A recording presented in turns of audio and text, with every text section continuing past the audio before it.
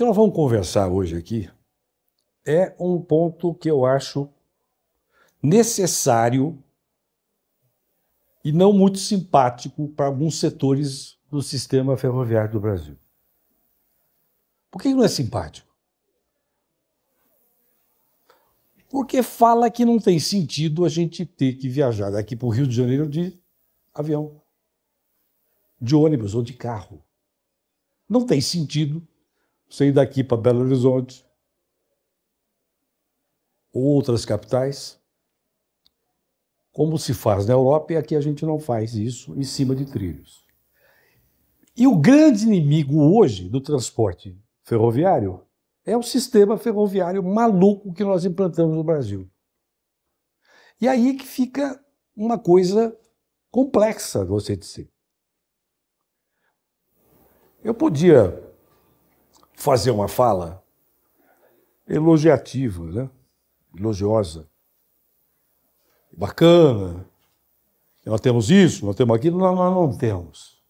Nós temos uma vergonha nacional, que é o sistema de transporte em cima de trilhos, quando a gente pensa em passageiros. É uma vergonha nacional. E a nossa engenharia precisa acordar para isso. Como é que a gente sai dessa trava? Nós tivemos as ferrovias implantadas, e a história é longa. O Café financiou, por exemplo, aqui em São Paulo, a instalação de ferrovias. Um período bacana. Tivemos um desenvolvimento ferroviário espetacular.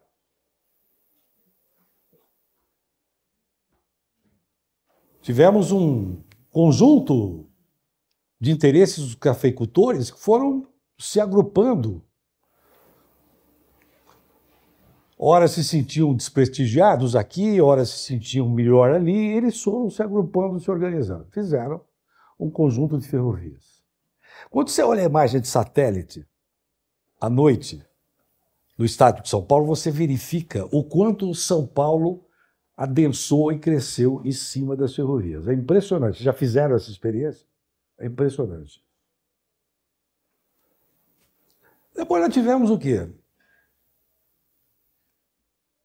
Pouco investimento, um trabalho... Eu estou aqui fazendo um resumo, né? Um resumo que eu quero direto para o ponto. E aí nós fizemos concessões no governo lá no começo do Fernando Henrique, né? 98, 97. E fizemos as concessões com absoluta irresponsabilidade. Demos até para fabricante de Guaraná cuidar de ferrovia. Cerveja. O resultado disso qual foi?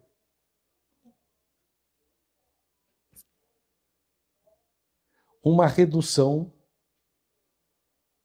do sistema transportado em cima de trilhos. Tanto para carga quanto para passageiro. Depois disso, o que nós tivemos?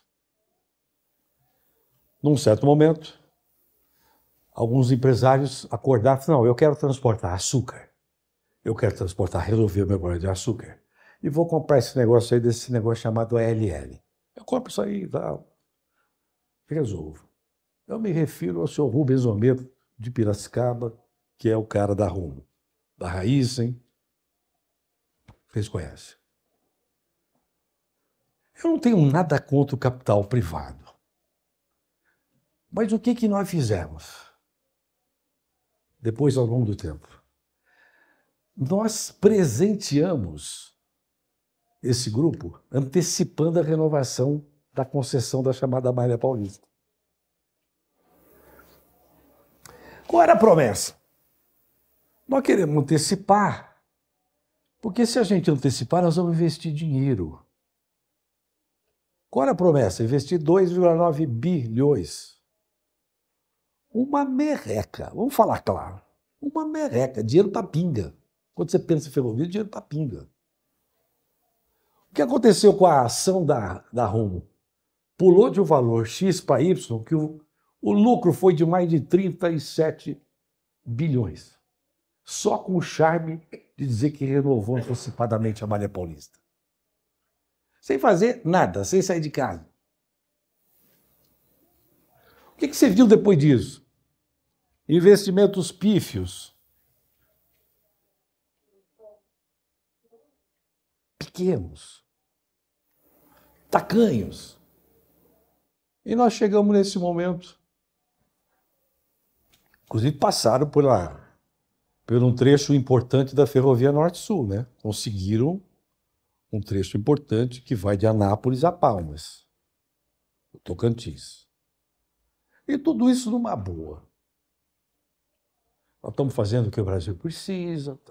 Nós estamos transportando só soja, açúcar, minério de ferro e commodities. Nós não estamos transportando cargas gerais, como devíamos fazer. O Porto Santos recebe uma quantidade pequena de contêineres, a maioria vai em cima de pneus ainda. E aí, você olha, saindo um pouquinho da carga, você olha para o passageiro. O que nós viemos fazer aqui num sistema metro-ferroviário? Numa fala com vocês aqui que a gente quer falar mais para fora. O que nós viemos fazer aqui?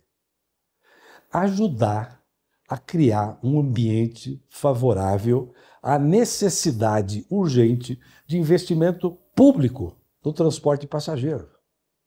Não vai ter saída para isso se você não tiver investimento público. Aí vem alguns brilhantes pensadores dizem, mas o Brasil está falido. O Brasil está falido. Tem dinheiro, tem que... O Brasil não está falido. O que nós precisamos é ter capacidade de fazer escolhas políticas adequadas.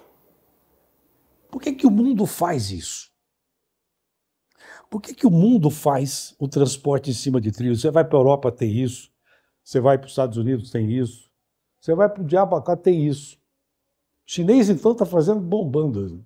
Por que o Brasil não tem isso? Qual que é a trava principal disso? É o que nós estamos aqui querendo bater um papo com vocês. Nós queremos propor um ambiente favorável à construção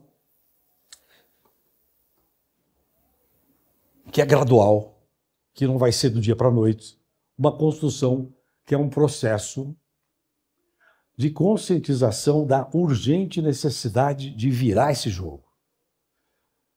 Acabar com essa história triste, sofrível, que coloca o Brasil de joelhos e nós, da engenharia, catadores de migalhas. Ficamos catando migalha achando que a migalha é linda, maravilhosa. E não é. Não é.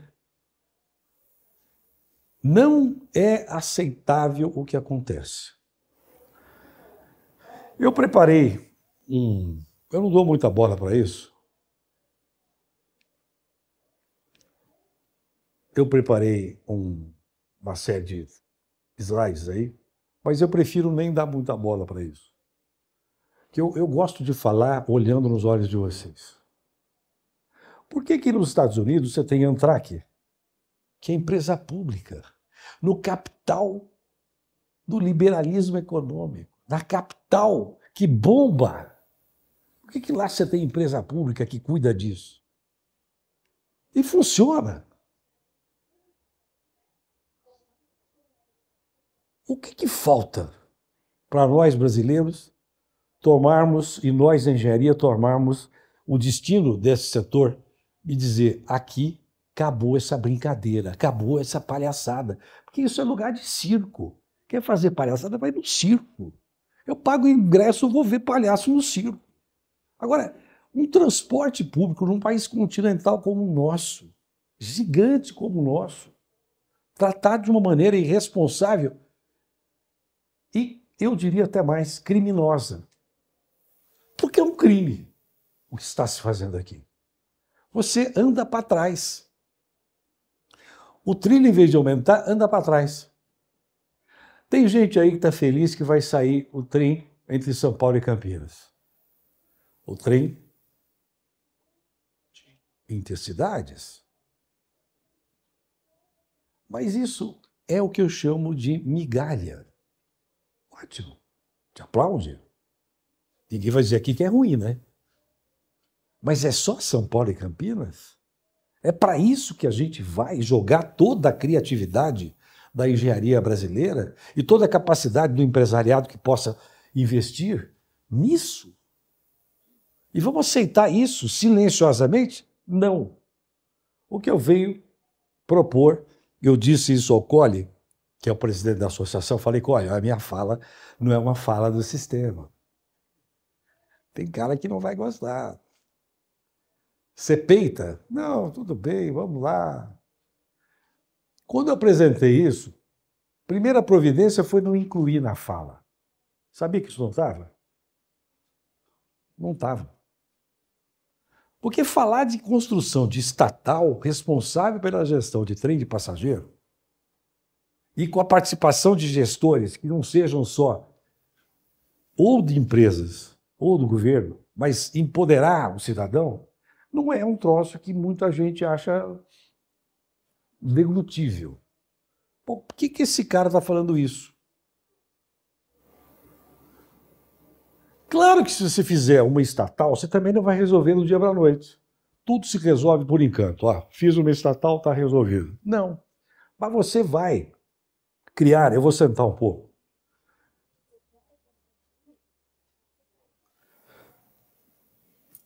Você vai criar o que acontece no planeta todo.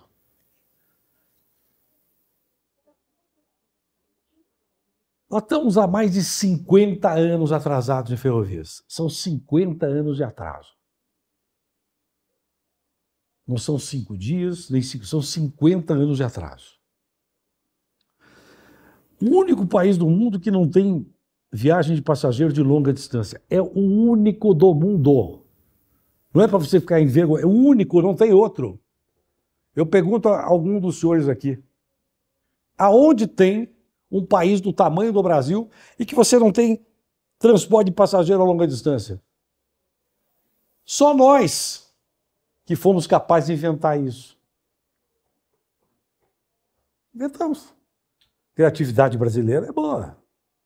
Nós somos capazes de fazer isso.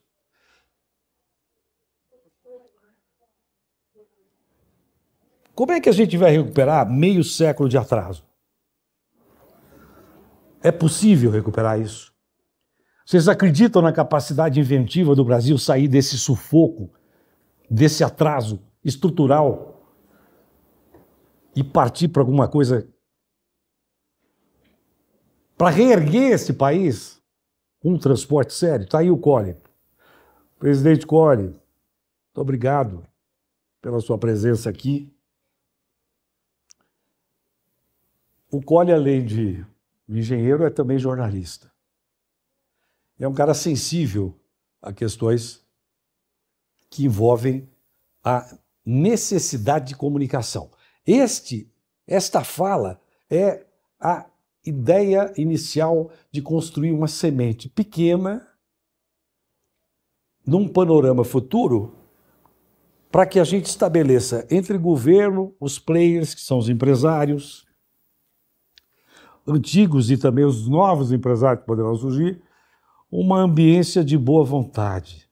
Nós precisamos ter um amadurecimento, um planejamento estratégico, que seja inteligente, que favoreça não só carguinhos, que alguém que fala que vai fazer ou que é uma empresa pública pode ser amanhã acusado. Lá vem ele querer botar carguinho. Não, não é, não. A gente quer mais ferrovia de passageiro, mais planejamento e mais seriedade nisso. A gente precisa sair da discussão meramente técnica e avançar no debate sobre a essencialidade, a qualidade dos serviços que são prestados. Eu não preciso nem me referir ao que acontece no metrô de São Paulo. Nos últimos dias, mais 2 notícias que nos brindam, e vocês são espectadores disso também, com um sentimento ruim. E o metrô, que é orgulho de todos nós, não merecia estar dessa maneira. Mas nós precisamos ter um ponto de partida. A gente não precisa copiar modelo, mas a gente pode olhar para o mundo e falar, porque se o mundo faz isso, por que nós não podemos dar uma imitadinha no mundo? Vamos lá, depois a gente desenvolve o nosso modelo mais... Mas vamos começar a nos aproximar do que o mundo faz. Modelos adotados em países e continentes com realidades distintas, mas que já reconhecem a necessidade do Estado intervir com investimento público. Por que isso parece um crime? Quando a gente fala em investimento público, cai o barraco. Cai o barraco. Mas como investimento público no Brasil? Como? Escolhendo, definindo política pública séria. O que nós queremos? Nós queremos um Brasil exportador de commodities em cima de trilhos? Uma colônia do século XXI? Ou queremos um país que também transporte em cima de trilhos cargas que a indústria brasileira produza e transportar passageiros, seres humanos, integrando este país e tirando essa humilhação que parece permanente, que parece uma humilhação permanente e aceitável de maneira silenciosa. Estados Unidos, Canadá, China, Índia, Coreia do Sul, Rússia têm estatais. Preciso repetir? Por isso que eu não estou nem usando aí. Além das questões de interesse da abrangência do trilho na redução dos efeitos terríveis do aquecimento global. Além disso, as tais das externalidades que precisam ser trazidas para o sistema, porque traz benefícios importantes, não só para a logística, mas para a saúde pública, etc. Mas para que a gente tenha uma ideia do tamanho do problema, uma dimensão do problema, considerando a extensão total da malha ferroviária do Brasil, nós estamos abaixo de países como a Argentina. A Argentina tem mais ferrovia do que nós temos. Abaixo da França, que é um país bem menor que o Brasil. Abaixo da África do Sul.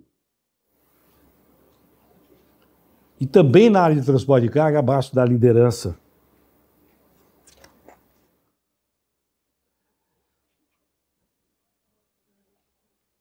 Dá para mudar isso. É urgente mudar isso. É necessário que a gente encontre saídas para a variação dessa chavinha que parece que está emperrada. Ali, eu vou passando dados, vocês vão vendo dados aí.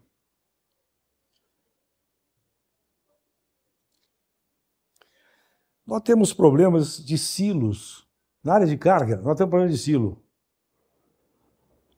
Para silagem, estocagem. O vagão da ferrovia vira o silo. O caminhão vira o silo. Nós temos problemas sérios. Dá para planejar centros de concentração de carga, centros de distribuição de carga, fazer isso de forma organizada. A China, se a gente for falar da China, então, é uma coisa assim. Os chineses vieram aqui no Brasil aprender um pouco com o Brasil em alguns momentos. Aprenderam bem a lição de casa. O que o chinês faz? A China construiu uma rede de trens de alta velocidade com o apoio do Banco Mundial. Arrumou dinheiro no Banco Mundial, que fez projeto, apresentou a viabilidade disso.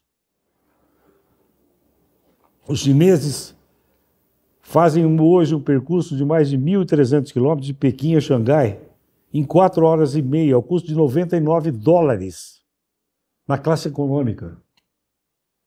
O chinês é mais inteligente que brasileiro? Você acha que brasileiro é tonto?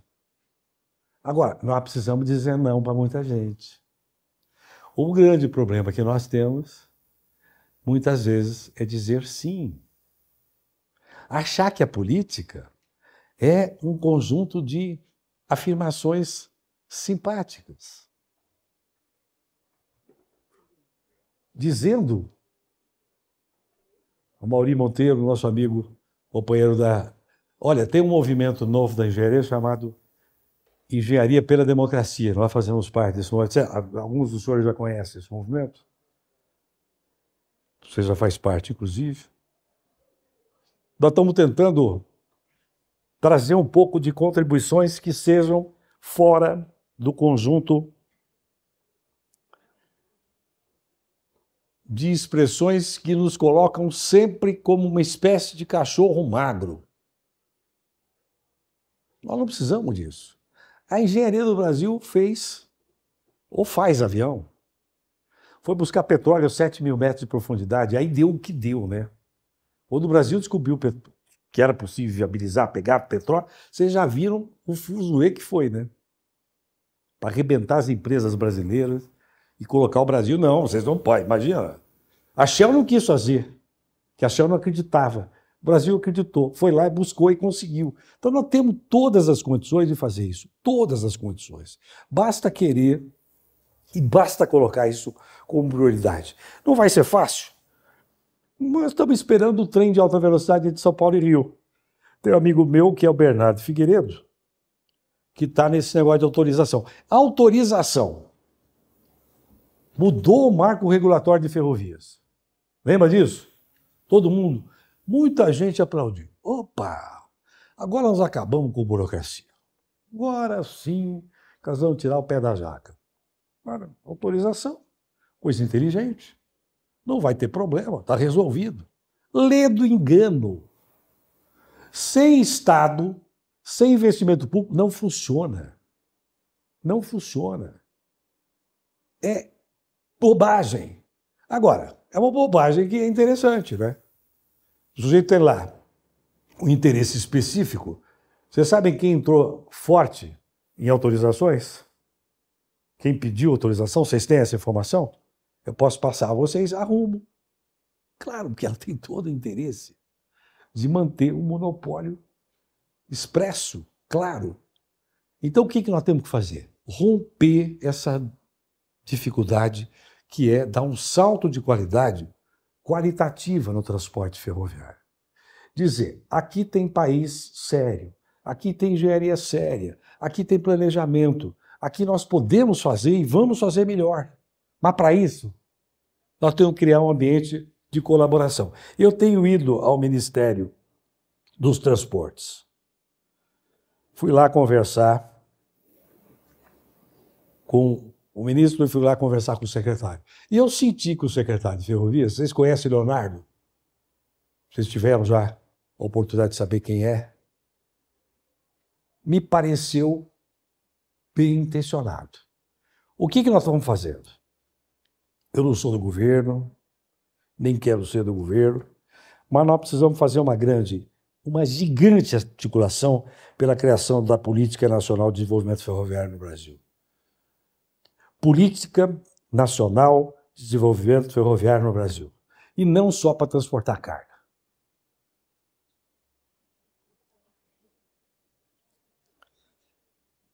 Conselho gestor é o que a gente sempre acha que funciona bem. O cidadão que fiscaliza, que se sente empoderado, que não se sente colocado de lado, ele é um agente importante nisso tudo. Por exemplo, a Rumo eu falei que não fez investimentos que devia fazer, né? Quer ver um exemplo disso? Cubatão, há 2 anos atrás, dezembro, Natal. Uma criancinha pequena, brincando com o irmãozinho, 2 menininhos de 8 anos de idade, chutavam bolinha ali, ó. A bandida da bola foi parar embaixo do trem. Trem parado. Trem estacionado. Trem ali de bobeira, virando silo. Ou esperando para virar silo. O trem andou, matou a criança na hora. Se tivessem feito os investimentos prometidos, isso não teria acontecido. Agora, quem fiscaliza isso? Por isso a gente fala de criar um mecanismo de participação da sociedade através de entidades representativas e também que algumas se colocam a serviço da grana. Algumas se colocam a serviço do poder. Mas ouvir o povo é corrigir os erros que estão e que podem ser cometidos a cada instante. A recuperação desse tempo perdido não vai acontecer sem investimento público.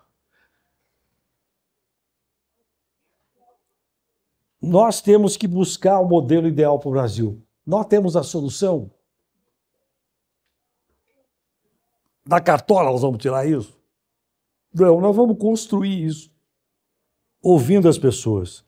Nós precisamos da sociedade civil sair dessa toca, especialmente a engenheirada. Precisa sair dessa toca. Há modelos importantes que estão funcionando no mundo inteiro. Nós viemos aqui hoje para lembrar coisas do seguinte tipo. Sabe quanto a Amtrak vai receber em dólares no ano que vem? Já previsto, já antecipado pelo Congresso norte-americano? Eu peguei esse dado aqui. 3,4 bilhões de dólares para subsídio. Porque essa é outra história maluca deste país que eu vejo, ouço e acompanho de perto, de muito... Eu ia usar uma palavra mais pesada, eu vou dizer inteligentinho, é meio irônico. Inteligentinho, de vez em quando, dizer assim, não, nós não precisamos de investimento público. Porra! Quer que eu repita? 3,4 bilhões de dólares. O Congresso americano determina, esse dinheiro vai e se investe nisso. É coisa de Estado, não é coisa de governo. Há 50 anos os caras fazem isso. Desde a época do Nixon. E a gente aqui discutindo se isso pode ou não pode. Nós temos que ter, quer ver outra coisa? Autoridade metropolitana. Acabar com essa briga que entre prefeitos de regiões metropolitanas.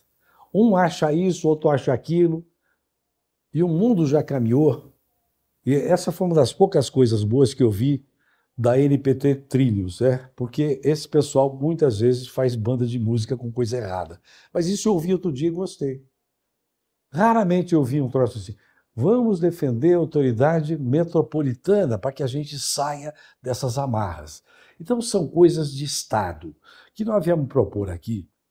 E a distinção urgente entre o que é governo, governinho, e o que é Estado. Nós da engenharia temos um compromisso que é ajudar a desenvolver esse país. Mas eu não posso e nós não podemos, todos nós, bater continência para coisa errada.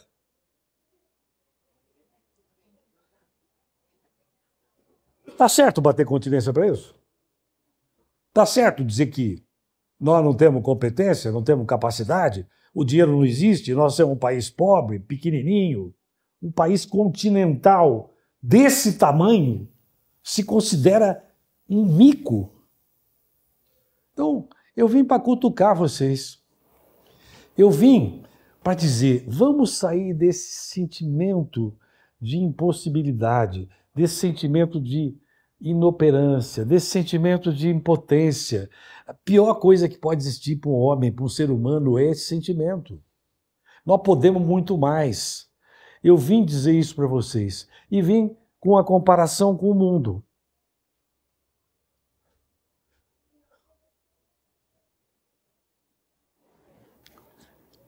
A extensão total da malha ferroviária no Brasil. 21 mil quilômetros de estrada de ferro em operação. Nós já tivemos 29 mil. A Rumo está devolvendo a chamada malha oeste, vocês sabem disso? Nós estamos devolvendo? Hein? Vocês sabem disso? Nós estamos devolvendo, né? Não dá lucro, vamos devolver só. Então, espera aí. Espera um pouco. Vocês têm nas mãos a competência, nós podemos usar isso. Mas precisamos desconstruir determinados mantras que são falados e que a sociedade aceita silenciosamente, especialmente a nossa classe de engenheiros. Ah, é muito difícil. Pô, precisa muita grana. Isso aqui não dá, não. Aí fica esperando o salvador da pátria. Cai lá, o senhor Rubens Ometo sai lá de Piracicaba e se apresenta como grande empresário do Brasil ferroviário. Não dá. Não dá.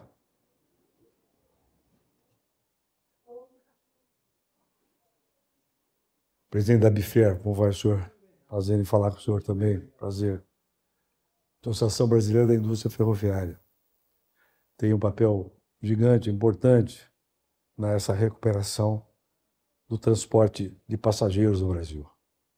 E muito do que vai acontecer no futuro certamente vai sair das mãos de homens e de pessoas que pensam como o Abate pensa, que é reunir, na hora que está todo mundo meio disperso, eles vão, se reúnem na associação, também no CIMEFRE, lá na Fiesp, e estão conseguindo. Mas o que eu estou dizendo aqui é uma coisa que eu sempre estou dizendo, que nós podemos dar um salto para frente, um salto de qualidade, de enfrentamento. Nós podemos ter muitas encomendas para esse Brasil continental. Transporte, nós precisamos de um transporte, uma política pública geral, uma política pública nacional para o transporte de passageiros. E estamos defendendo, Abate, a Constituição, viu, Amaury, de uma empresa pública, como tem nos Estados Unidos, para o transporte de passageiros. Se olhe para esse setor, para esse segmento, com o devido respeito e cuidado. Nós temos, vocês têm, esses engenheiros estão aqui. Esse evento já virou um evento internacional, né?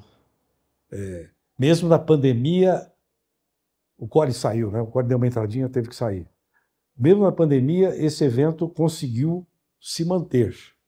Então, é de tirar o chapéu, é de respeitar. Então, nós temos muitas condições de fazer isso. O que eu vim hoje, nessa conversa, que é mais um bate-papo, menos uma questão de passar slides, mas olhar no coração, como eu costumo falar, olhar nos olhos de cada um de vocês, dizer, nós podemos muito mais, nós faremos muito mais, essas energias estão por aí, é só aglutinar os jovens, os mais experientes, os mais preparados, os que estão se preparando. Vejo jovens aqui, como Elcio, como você, Fontealba, tantos jovens que estão vindo, você, tantos jovens estão vindo para o setor brilhante, setor maravilhoso, setor de futuro. E o futuro pertence a essa nação continental gigante. Mas nós precisamos ter a capacidade de dizer não para algumas coisas erradas que foram feitas historicamente. Não dá para ter monopólio para carga, não dá. Jampejo, presidente, secretário-geral da ALAF, que é a Associação Latino-Americana Ferrocarriles, que vai recentemente homenagear um amigo nosso, que faleceu há algum tempo já, o saudoso Bodini, que foi presidente da FEPASA e tudo isso, vai receber uma homenagem lá, né, João Pedro? Me contava outro dia. Então, quantas forças vivas estão presentes aqui? O que eu vim dizer, respeitosamente, é que a gente consiga reunir essas forças. Vocês, jovens, eu vejo aí, o cabelo caiu um pouco, mas continua jovem. Eu estou vendo. As mulheres, com esse olhar que vocês têm, que é um olhar diferenciado, cuidadoso, nós podemos chegar lá. Mas temos tudo para fazer isso. Temos tudo. Ninguém segura o conhecimento, a técnica acumulada por vocês ao longo do tempo.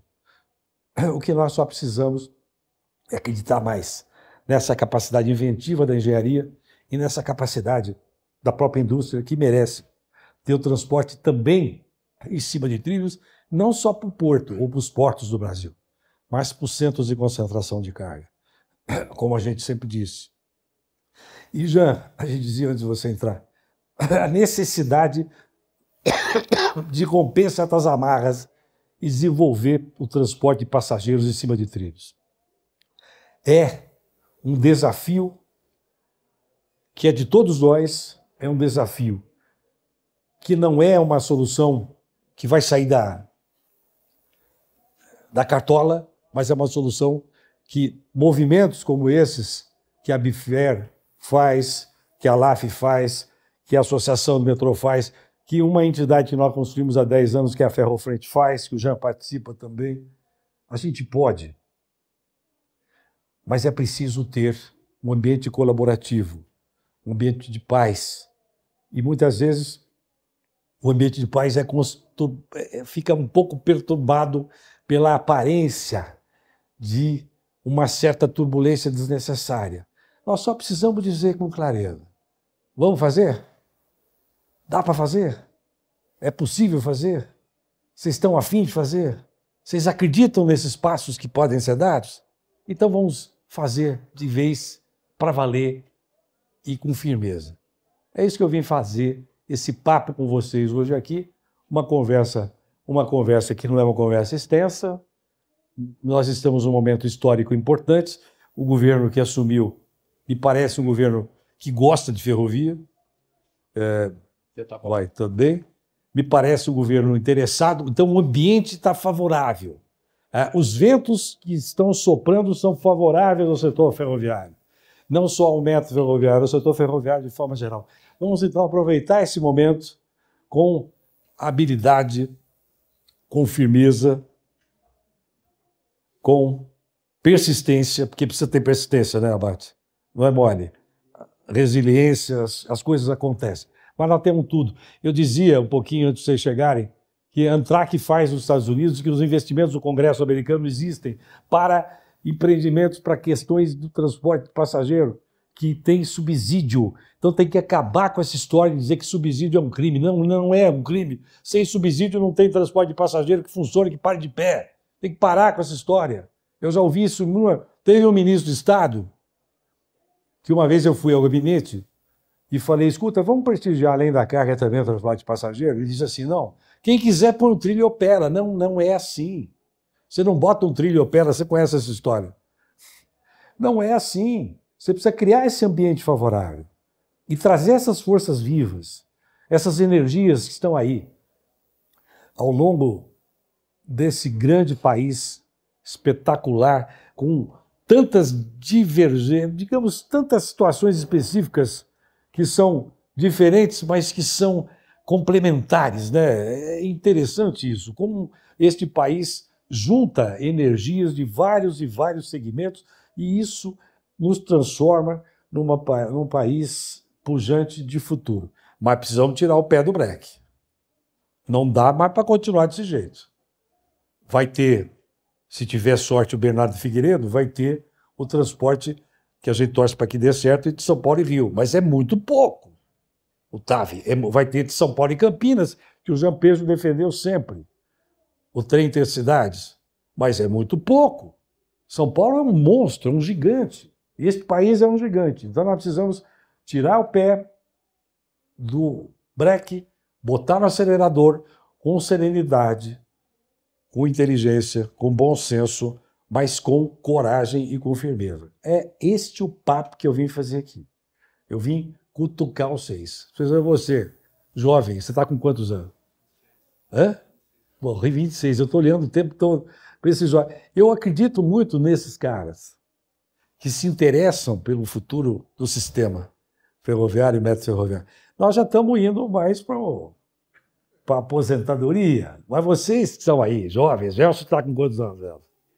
37, você, Fontiel. Então você imagina, vocês têm a vida inteira pela frente. Tá? Então é isso, a palavra foi essa, muito obrigado pela presença. Um abraço a todos. Quero saudar o meu amigo Amaury Monteiro. Nós estamos em plena campanha para o CREA, eu não vim aqui fazer isso. O Amaury é candidato ao Conselho Federal de Engenheiros e Agrônomos lá em Brasília, está aqui, nosso companheiro. E nós estamos numa luta e daqui a gente vai correndo, porque o Estado é grande, a gente tem que estar em todos os lugares, conversando, dirimindo dúvidas, né, e apresentando soluções. Temos as soluções? Temos juntos. Ninguém tem sozinho a solução disso. Mas está nas mãos de vocês, vocês podem e vão fazer. Muito obrigado mais uma vez. Um abraço.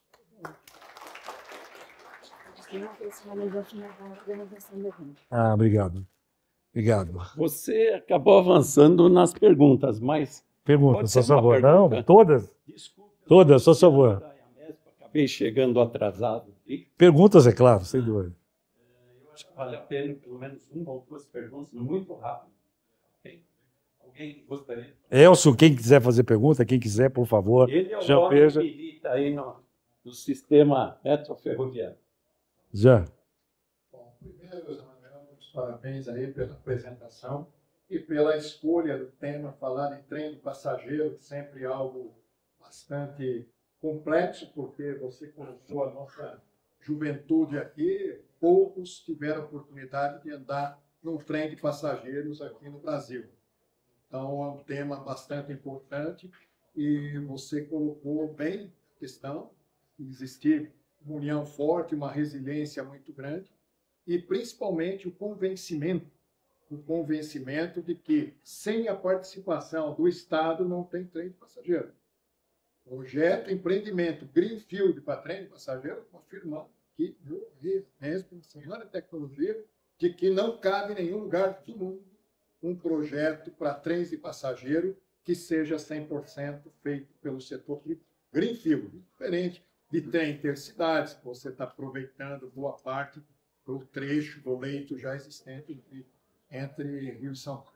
Mas a pergunta que eu te faço é como que você está encarando o interesse dos governos, tanto o governo federal como os governos de estados, principalmente aqueles que têm uma ferrovia mais forte, como é o estado de Minas Gerais, estado de São Paulo, que tem ferrovias bastante pujantes, sistema ferroviário pujante. O que você acha que você está enxergando o Estado como indutor, como realizador desses empreendimentos, com a consciência de, como você bem colocou na exposição, que a Amtrak entende de que é uma operação em que o governo tem que dar, sim, o subsídio necessário, como no Brasil é dado para a agricultura, como é dado em parte do transporte público, onde não é feio se falar o nome subsídio. Então, só para finalizar a questão, como você muito bem colocou, o problema não é o fato de ser difícil ou não a realização do sistema de passageiro, ou se vai custar caro ou barato para a União, se o orçamento pode ou não pode.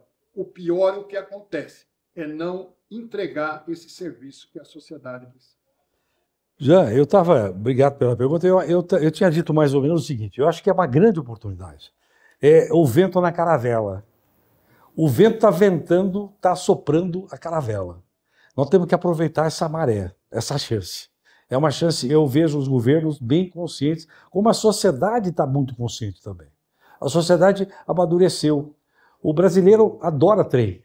É uma coisa interessante, o jovem adora trem. Ó, mais um jovem ali, que idade você tem? 24. Os jovens, em geral, adoram sem ter tido a oportunidade de passear de trem, São Paulo, Rio, enfim, São Paulo, Campinas, São Paulo interior todo, não tiveram essa oportunidade, mas adoram, têm paixão. Essa é uma oportunidade, quem sabe, eu não vou dizer que única, porque esse Brasil é super criativo e traz chances a todo instante, mas é uma oportunidade muito, mas muito importante, vai ser uma judiação, ou como dizia a minha mãe preta, ela dizia, judieira, filho, vai ser uma judieira se a gente não aproveitar esse momento. É um momento singular. As pessoas estão de ouvidos abertos, estão de corações alargados. As pessoas deixaram as suas... O momento é de pacificação nacional também na política. É preciso que a gente tenha uma visão de que os interesses sejam interesses que se somem, apesar de muita gente ter opiniões diferentes, mas opiniões que se entrelaçam de alguma forma, porque nos ajudam a construir mosaico de sugestões melhores ainda.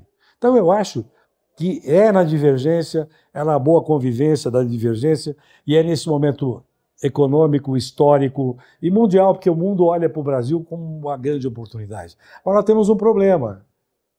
Emiliano, ex-presidente da associação também, como vai, Emiliano? Olha, Marinês, bem-vinda. Agora, eu estou dizendo a vocês, é um momento muito legal, muito importante, mas nós temos que abraçar isso. Nós temos que abraçar com toda a força, com toda a energia, juntar todos os pensamentos positivos que possam existir, deixar de lado todos os pensamentos negativos. Mas não é pastor evangélico que está falando aqui, é porque eu acredito nesse país. Eu acredito nessas pessoas que são capazes de trazer, com suas respectivas luzes, brilhos e histórias de vida, histórias profissionais. Imagina quanto tempo você tem acumulado, Abate, quanto tem de experiência acumulada. Não se faz uma liderança como o Vicente do dia para a noite. Não se faz um Jean Pedro do dia para a noite, Fontealvo. Tá certo? Emiliano, não se faz um cara feito você também do dia para a noite. São lideranças que foram forjadas na prática, na realidade. Então é uma grande chance. Papai do céu está dando uma chance. Eu que acredito nele. Está dando uma chance. Eu não tô exagerando. Meus amigos não vão perder essa chance. Não vamos perder, não. Não vão perder. Agora, eu estava no governo anterior e, por determinação do governador, o apoio do Jean Carlos Pérez e do Vicente Abate, nós conseguimos fazer a legislação da lei da Ferrovia Paulista. Sabia quantos quilômetros nós temos de ferrovia parada aqui no estado de São Paulo? Pegar. Você tem ideia, Ramon? Monstro. Mais 2.000 quilômetros. 5.300 quilômetros. Tem exatamente 3.800 quilômetros parados. Eu pensava que era 2.500. Funcionar e atender toda essa população. Olha só. Olha que loucura. Então, o grande problema que a gente tem é o seguinte, é aquilo que foi falado, como o Jean Carlos falou, tem que ter iniciativa do governo. A lei criada pelo Estado de São Paulo, pelo governador Rodrigo Garcia, está lá, é só botar o trem para rodar. Todas as cidades, você pega o Alto Paranapanema, aquela região de Presidente Prudente, Ourinhos, Assis, 73% da produção agrícola do Estado de São Paulo veio de lá, cheio de armazéns fechados e totalmente de caminhão. Trem de passageiro, nem pensar. Pois é. Então, você tem a região de Bauru, você tem a região de Rio Preto, você tem regiões que nem... Presidente Prudente. Exatamente. Pois é. Então, gente, é só fazer com que Funcione. funcione. Agora, não dá para o governo só falar assim, Jean Carlos, desculpa, não dá para fazer isso aí o governo, porque não fica de pé. O Vicente Abate sabe que não fica de pé. O governo tem que pensar se fica de pé. É obrigação do governo fazer. Não é ver se fica de pé. É isso aí. É isso aí. Com coragem, com firmeza. É isso. Tá certo. É isso mesmo. Muito obrigado, Fioravante. Muito obrigado. Tem mais alguma pergunta só para finalizar? Não dá. Ele não deixa mais. Não deixa mais. José Manuel Obrigado. milita na área, escreve vários livros, eu já li vários livros seus, são livrinhos pequenos, mas mostram a história da ferrovia no Brasil. Tem pesquisa. Muito interessante, sim. Se vocês tiverem a oportunidade de ter os livros dele, muito interessante para conhecer a história da ferrovia, né? Exatamente. Esse da engenharia. Não são só esse, não. Esse Esse da deve ser um dos últimos. Esse é o último. Muito obrigado. Obrigado, eu que agradeço. Pela sua Agradeço, palestra. Antônio. É um elemento muito político. E aí todo mundo quer participar. Tá Okay? certo. Mas Muito obrigado, Antônio. Muito obrigado, um abraço a cada um de vocês. Muito obrigado.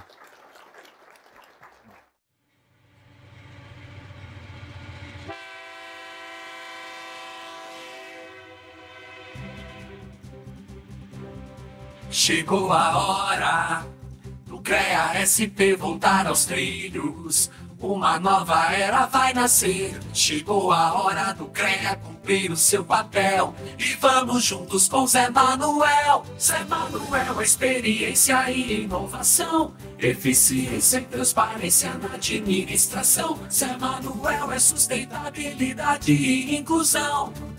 Pra valorizar a nossa profissão, chegou a hora do CREA CREA São Paulo renascer, abrir caminhos pra engenharia defender.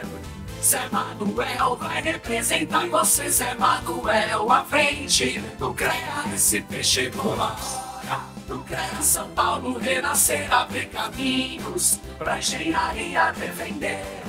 Zé Manuel vai representar você, Zé Manuel à frente do CREA SP.